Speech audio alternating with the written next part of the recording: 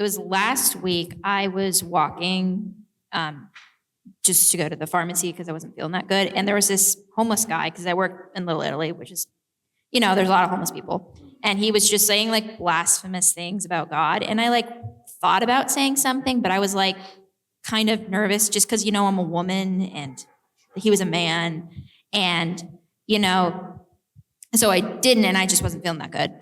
And also at my job, I'm working with a few men who are married who've like, one of them specifically is like, said he's like, he grew up in the church, but he doesn't. And I guess like, I just want to like, as I'm like, called to be an evangelist, like I want to like make sure, how do you like approach, like if it's a woman in a man setting, like would I still say something, or would I like not say anything? I guess I just want to make sure like I uphold boundaries and don't put myself in a compromising position. I don't know if that's selfish either, but. Great question, Sierra. Yeah, you definitely don't want to put yourself in a situation where your safety is at risk, right? If you're alone and you're passing somebody by that may be questionable there, whether or not you should engage. It's something that we always encourage others to go in groups, right? Because you can build off of one another. Your safety in numbers in that way. You want to never get yourself into a situation where you're compromising your safety, but it should never be a fear of not sharing the gospel. I think in your case, in your scenario, paper tracts are awesome. If they're well written and they have the gospel and the gospel-centered tract that has the information on there, simply handing them a paper tract is just as good as having a conversation, right? Some may not be feeling like they could hold the conversation, or they're afraid to know how to even start. And those things are basic fears that we all have, that I had, but when I first was encouraged by my pastor to go out and give the gospel to the lost. And so that's natural to have that fear, but you overcome it by starting. You have to take that first step to have the conversations. And one way we've overcome that is we role play in our home with our children. My oldest son, who is 13, has gotten out there and started sharing the gospel. And we role play with one another. We get them comfortable with starting having icebreakers and conversations to get going. And we always have a stack of tracts that are well-written, gospel-centered tracts that we would hand out to anybody in our church. You want something that's solid, not questionable there. But be safe, be encouraged. I'm thankful that that God's putting that in your mind to say, I'm passing by a stranger who could be lost, could be a lost soul that I want to see come to Christ, and I'm encouraged to share the gospel with them. And so I would get some solid tracts and start there. And then don't be afraid to have those conversations, right? It's God that does the work. We just have to be faithful to share and to give and to plant the seeds, but he's the one that causes the growth. So yeah, be encouraged by that. I hope that answers your question, but definitely be safe and go in numbers if you can. Yeah. Yeah. As a woman, I'd err on the side of caution. Practical note as well for you, Sierra, and for anyone here. We have quite a few tracts that we keep in the back. If you've seen that little stand in the back there's longer pamphlets on just different topics written by Puritans, and then there's Puritan written tracts. There's some out there. There's more under the desk, so you can literally grab the whole stack. That's no problem at all. They're there to be taken. There's been a recent label right here. There's been a recent label, Christian nationalism, that really has divided a lot of even conservative Christians. How should we approach that label? Is it something negative that we should do away with? Is it something that we should embrace? That's the question. It is a good demeanor towards any conversation you're having, but ask people to define what they mean by something. So that phrase particularly has a very wide spectrum of meanings, right?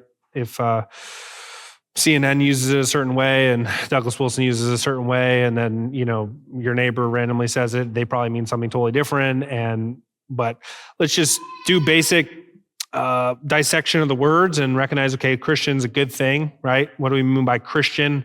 Certainly on a national scale, we're talking about a people who recognize the lordship of Christ, would affirm, say, the Apostles' Creed or Nicene Creed, be broadly Christian.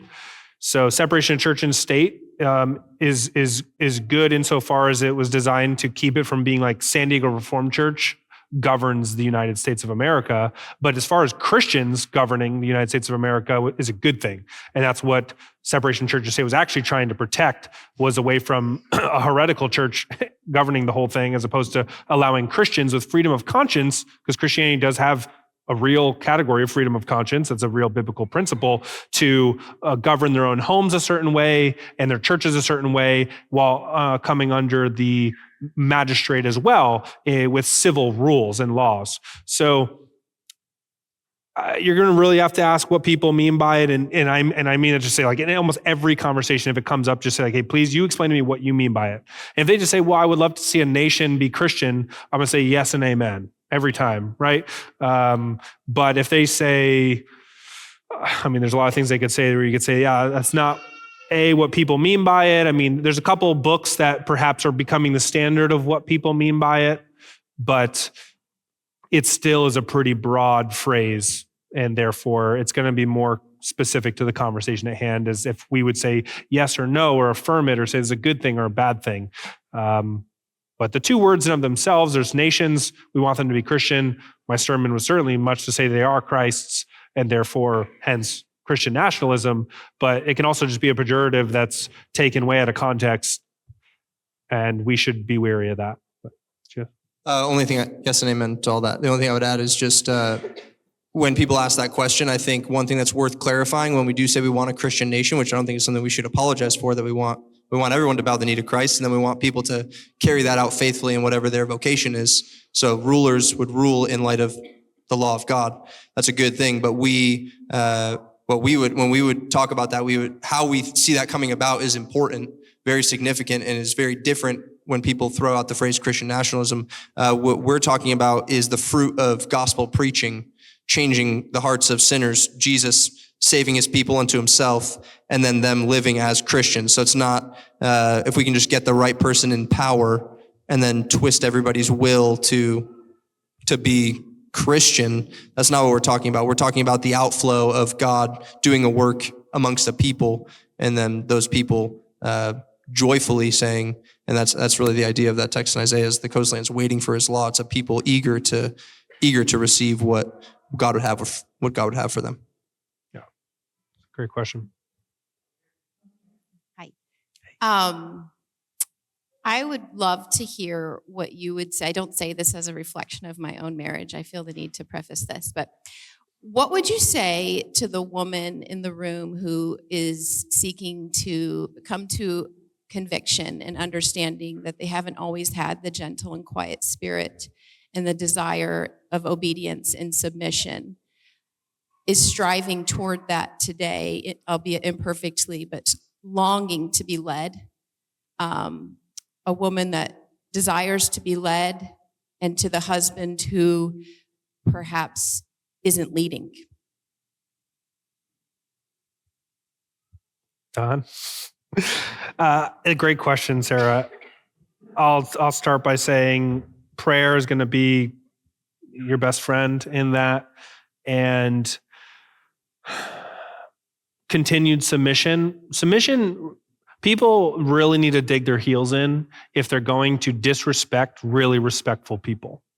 So when a wife, if she's really come to those convictions, there are certainly things in her life where she was not as respectful and she wasn't as submissive. And the husband's going to notice that, and he's going to think, why is she doing that? Right? Like I just said something pretty mean to her, and all of a sudden she's being really respectful to me about this. And unless he really wants to dig his heel in the sand, which he might, then he's probably going to wonder and even ask, why are you being so kind to me? You've clearly changed. I haven't. So what is leading you to this beautiful change, of which any man desires that respect, any husband desires that respect, and that is going to win him. So, I mean, much to Don's answer earlier, totally different category, but just it's going to start in the home, and that husband's going to be pulled. He's going to be convicted to think, I want to learn more about what my wife is learning, and perhaps even learn my role in this and see what that would look like. From there, I would just encourage the church. get the men in his life that he's supposed to have, a pastor, good brothers, and as a pastor, I always say, hey, I'm always willing to meet with anyone. Like I'm willing to meet with someone's father or brother or wife with accountability, but I'm willing to meet with anyone and try and get your church leaders to help in those more difficult situations. And those usually bear a lot of fruit. If you can get that husband, if she's like, well, would you be willing to just meet with, the pastor of my church, even just once? I mean, that's like, if you can get there, that's going to make a lot of progress. But do you have anything to add to that? No, I agree with that. I think finding that example in your church body that you could, connect with and pour into one another. And because really what it boils down to is a worship. Are we rightfully worshiping God in that sense of, am I honoring my husband and allowing him to be the head of the household? Am I protecting my wife and, making sure that I'm caring for her needs and her role in the home? And, if those things are off balance, our home worship might be off balance, right? In a lot of ways, in a sense that we need to reset that and start over. And maybe it's getting on our knees together and praying as a couple, seeking that couple out in the church that emulates that God has blessed that because they've just grown well in that area. So I would just encourage that. Yeah, I would say. So. Just one thing to add. I think, without a vision, the people perish, and submission and headship are not supposed to. They don't take place in a vacuum. It's working towards an end of serving God, glorifying God. And so one strategy, and again, it's if there's certain levels of obstinacy that could be there in a hypothetical situation with a husband where it wouldn't necessarily result in fruit immediately, and that comes back to prayer. But I think one factor is could be suggesting, a wife to her husband, how can I be helping you better? Trying to give him an opportunity to clarify mission and vision for the family, and see that what you're seeking to do in that, if you're a wife in a situation where you don't feel like you're able to help well and submit well, which is supposed to be unto helping the husband to further his mission. What is our mission? How can I be serving you better? How can I be helping you to help our family? Which is putting the ball in his court where it belongs in terms of that responsibility, and hopefully doing so in a respectful way where he's going to be convicted if he's sinning in that, but also hopefully empowered to okay, this is an objective blessing that she's offering me here. I should receive that. And go from there.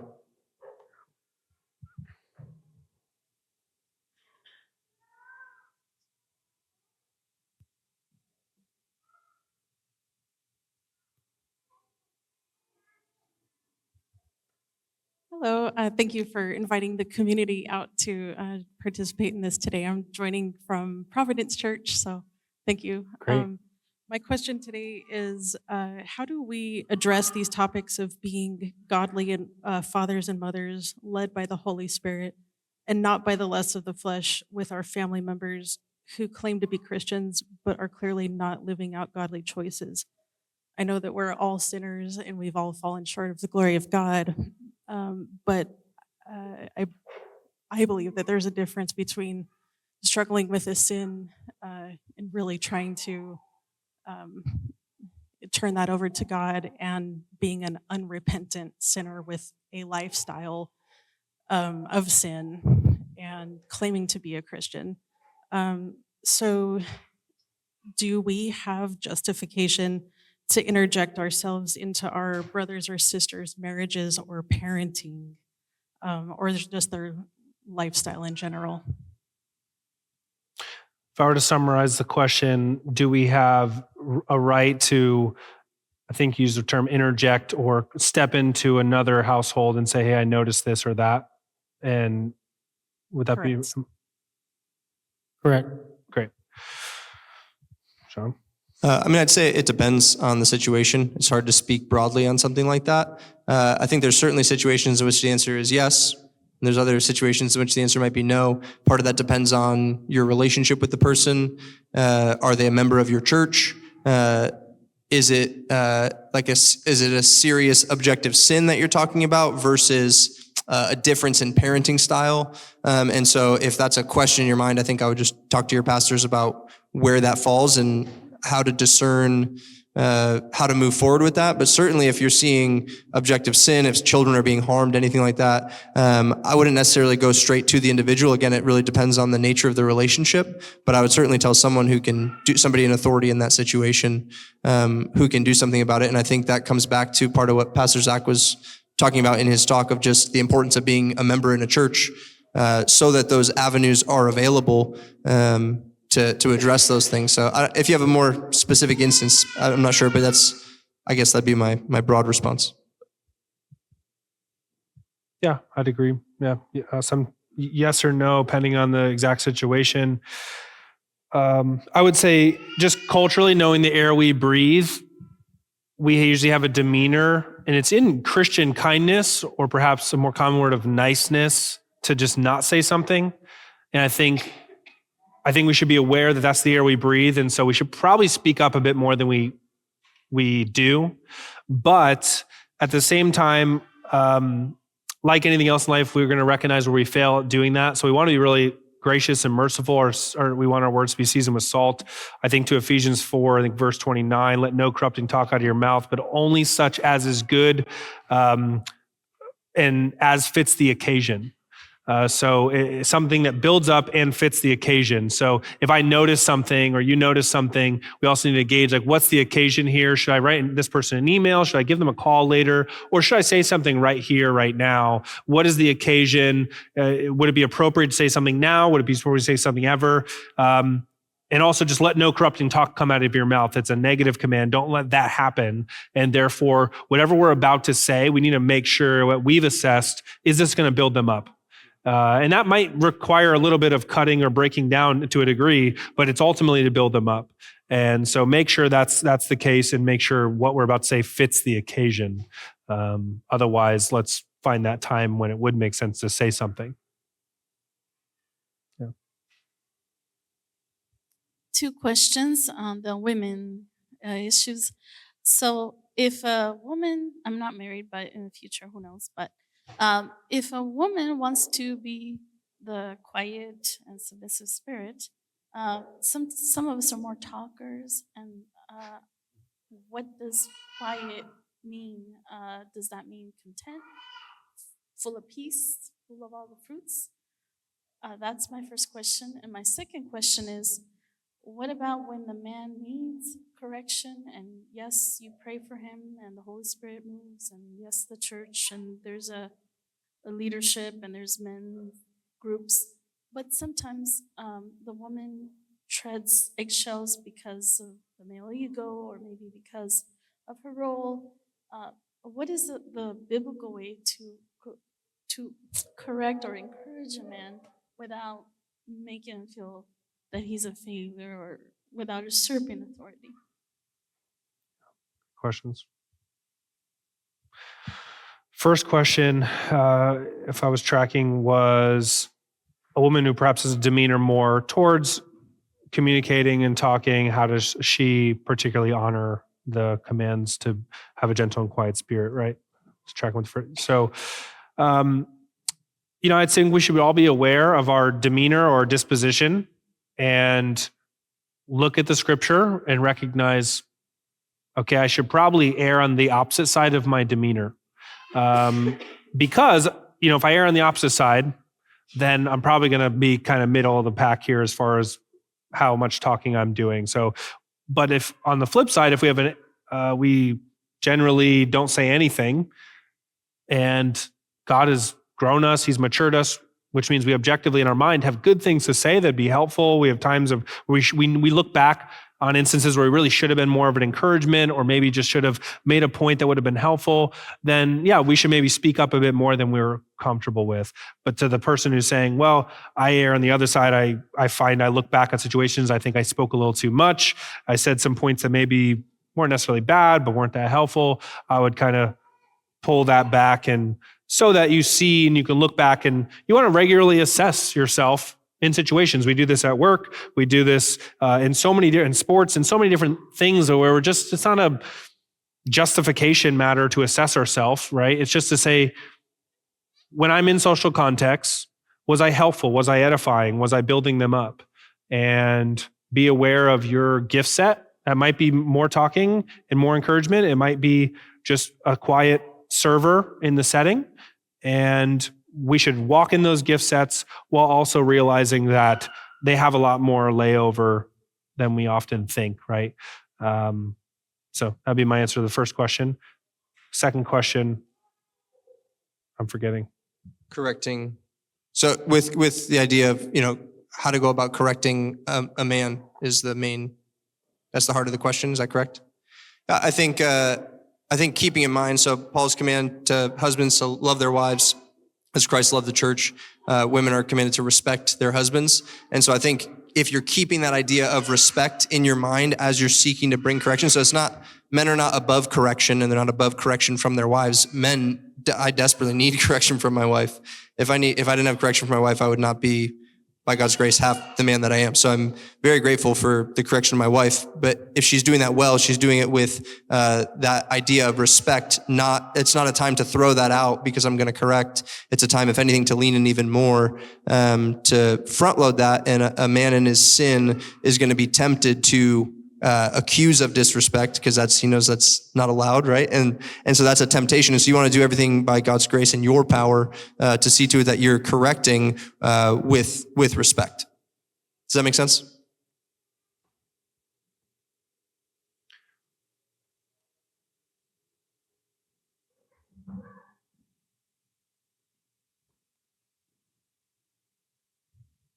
If we have friends who we suspect or know are using abortifacient contraceptives, how should we talk to them about that? I think it's part of the reason I did I tried to structure my talk in the way I did. I think I would just front load with the grace of God and the gospel and not leaving that out of the conversation, even if they're Christians and they know that they believe that you think they're Christians. I would still just make that very clear that you're not seeking simply to condemn them. It depends on how much you know about, or how much they know about the situation, but a book might be a good place to start. I would err on the side of just really communicating to them, hey, I'm not bringing this up to try to condemn you. This is something I've been learning about, and I know that you would care about this. If this is true, if these contraceptives you're using really do have abortifacient agencies, I know that you would care about that and that would be significant to you. And so I think it's worth you studying, and I'm happy to talk about it. And, I'm happy to be included in that, or Zach, to any degree that's helpful. But, I would just front load on the grace of God in the gospel, and then just, encouraging them that we want to be people of light, and that just means hard conversations sometimes. And we've all got areas of failure, but we don't want to sit in those. A good little book is Randy Alcorn. I think it's just called The Truth About the Pill. Eternal Perspective Ministries is his ministries, and that book's on there. It's like $1.99. It's a very small little book filled with lots of facts with citations. I mean, lots of citations. So good, helpful little book that opens the door to that conversation. It focuses on the pill, but it talks about the other abortifacient birth controls. So a really helpful little book to purchase for someone. Question? Any other questions? We are coming up on 30 minutes, so we'll take maybe 2 or 3 more questions. A man has a duty to teach in his home, and that implies a duty to equip himself to teach. What should a man be doing to equip himself to teach in his home? Are you thinking Bible or just generally? I'm thinking on matters of religion more specifically. Say it again. On religion. Religion. I think all of us, men and women, should be readers. I think we should be consistently in the Word of God, and I think we should be reading good books. And so I think if you're in the Word and you're in good books, and I'm a big fan of, we have a book club, multiple book clubs at the church and in our church, and I think being a part of those. Jonathan Edwards, really early on in his life, said he decided he was never really going to read a single thing again, and not either read it alongside someone so they could talk about it, or at least sit someone down and tell them about it, because it just sinks into a deeper level. And so I think just surrounding yourself, for fathers, surrounding yourself with men who are continuing to grow in the grace and knowledge of Christ is always going to leave you with fresh things to be teaching your family. And you just spur one another on. And so I think the biggest thing is to be in the Word, in prayer, consistently. And I mean it when I say in prayer. It's prayerlessness is just everywhere in the church, and it's just a tragedy. And it testifies to what we really think about who's doing the saving, and like how things are going to go, how we're going to have blessed marriages, how we're going to have children growing in the grace and knowledge of Christ, how we're going to grow. So prayer, I think, is the biggest thing, and that applies to pretty much everything. But from there, I think just spending time with godly men and seeking to allow that to overflow into your home.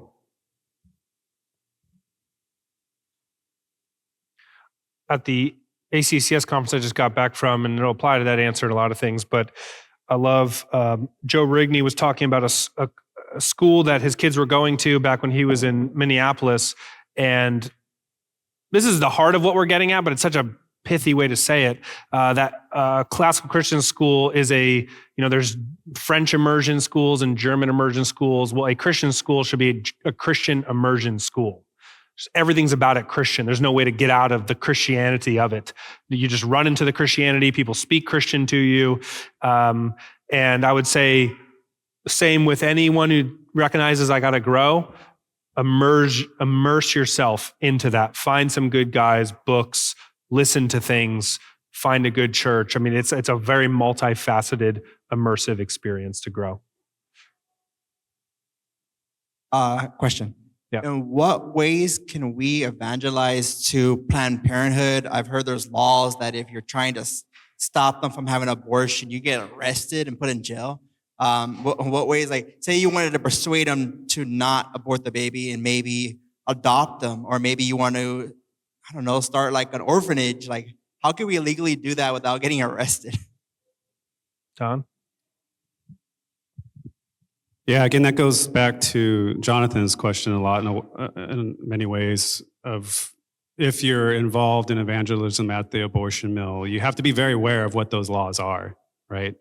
In a sense that we've seen it even when those are obeying those laws, they still get arrested, right? But that's something that you have to be very conscious of and how you approach it. And that just takes experience with others. So hopefully, if you're involved with other groups that are going out and already are aware of the scenario around this location that you may be evangelizing to, that would be super helpful. Getting to know your local ordinances is huge. You have to know what the law is.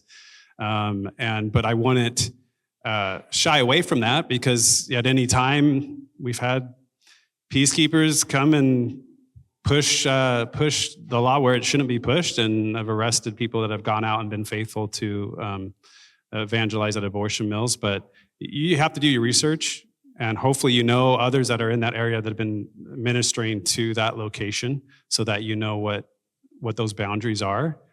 You may have the ability to use amplified voice, you may not. You may have to stand off a certain parts of the sidewalk, or maybe zoning restrictions are keeping you at a certain distance from the location. All of that is critically important, because the last thing you need to do is be arrested and taken out of the fight, right? Would we go to jail for standing up for the preborn? Absolutely. I would, in a heartbeat. If I was unjustly taken to jail, I don't want to go break the law. That is truly what the law that's I'm bound to, but I wouldn't, what I'm trying to say is I wouldn't stop from evangelizing the murdering of innocent children because I'm afraid I might go to jail, right? So a lot of research, get with groups that are hopefully solid biblical groups that have been out doing it for a while. They know these things already that can help you get acclimated to that. Without that, you're taking a bit of a risk, in a sense that peace officers are going to be called to the site at any time, and they'll push the limits and beyond the limits a lot of times just to get you out of there and silence you. But it should never be the reason why you stop bringing the gospel to the lost and working to rescue babies. I'll add City of San Diego. So the City of San Diego, not the county, but the City of San Diego just added an ordinance that went into effect June 20th. That is very strict. I'm not going to go through the details of it right now, but it does not apply to anything outside the city of San Diego. And then if anyone in here is local and you want to know those laws or be more aware of them, would Nathan and Lamar just stand up for 3 seconds? Nathan and Lamar. Nathan Chapman, there's Lamar. He might be out in the lobby or something, but please see Lamar or Nathan Chapman. Gary and Ray are also two faithful brothers that have been in this fight for a long time. They're doing security right now around the campus, but see them if you want to get involved locally and be more aware of these things. And it all goes back to Don's point of doing these things, to Sierra's question, like doing these things together. We're much better in numbers and in the name of even just not being ignorant to certain laws and rules. Yeah. Let's do one more question and then we'll sing a couple more songs and feast. Here, we'll take yours as well, brother. Good afternoon, guys. I would like to know, how can I be constructive and encouraging to a friend in an abusive relationship, both unsaved, without allowing that emotion that says, leave him, girl, to conquer. I have shared the gospel with her. She thinks that she's a Christian, she's saved. I let her know that she is lukewarm, pretty much. And I have prayed with her several times. I do feel like I should be doing more, and that might just be me coming down on myself or taking on too much of the responsibility of her marriage. So how can I be constructive and encouraging without allowing that emotion that I have to say, oh, girl, just walk away, to conquer? I'm assuming they're married. Yeah. So if they're not married, you just get out of that relationship. If they're married, no kids. Yeah, I mean, I'd say the best thing is to push them towards good authority. Push them towards good authority. So if it's physically abusive, I'd push them towards the civil authority and the church authority. And now it might take a lot of pushing to go to either of those authorities. A lot of people get very comfortable in abusive relationships.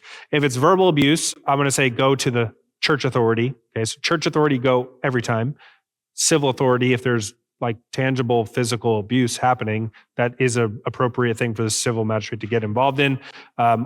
That should be done with a skepticism of the civil magistrate, to be honest, especially our civil magistrate. So it's not like, it is a much more, I would say, I mean, if Bethany, please talk to me. I'm happy to get more detailed in this because there's a lot that could go wrong here, especially involving the civil magistrate, though there's a lot that can go wrong not involving the civil magistrate. So the civil magistrate is a legit authority given to by God to punish evil people.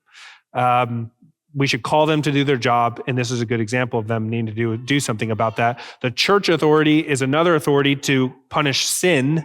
So not necessarily, they're not going to physically do something to the gentleman, but they're going to call his sin out.